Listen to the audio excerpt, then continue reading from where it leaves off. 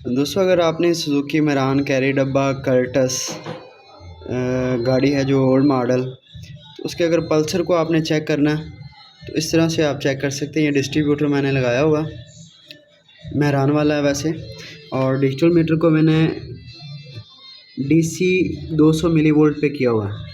और ये digital meter की दोनों वायर यहाँ से आप देख सकते हैं, ये जाके डिस्ट्रीब्यूटर के अंदर लग रही है। गाड़ी में लगे हुए डिस्ट्रीब्यूटर को भी आप इसी तरह से चेक कर सकते हैं।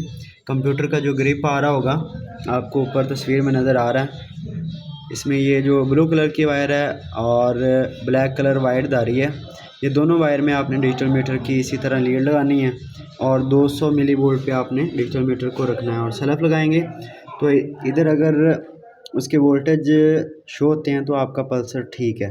जैसे मैं अभी आपको चेक करवाता हूँ, इसे मैं घुमाता हूँ।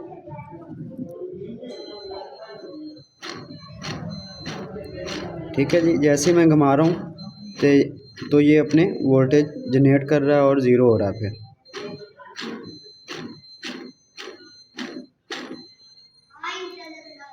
ठीक है जी, अगर रेजिस्टेंस आपने चेक करनी है तो 300 ओम पे आप रखें डिजिटल मीटर को, तो तकरीबन 250 से 270 के दरमियान इसकी पल्सर की जो रेजिस्टेंस आएगी।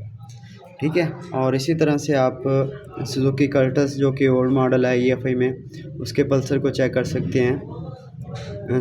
सुजुकी बलान कैरी डब्बा है जो, उसके पल्सर को भी आप इसी तरह से चेक कर सकते हैं। गाड़ी में लगे हुए कोई आप चेक कर सकते हैं कंप्यूटर के ग्रिपों में से। सिर्फ पल्सर की जो दोनों वायर हैं डिजिटल मीटर की, दोनों वायर को उस तरह से आपने लगा लेना है और सेल्फ लगाना है, तो इस तरह से ये वोल्टेज जनरेट करेगा।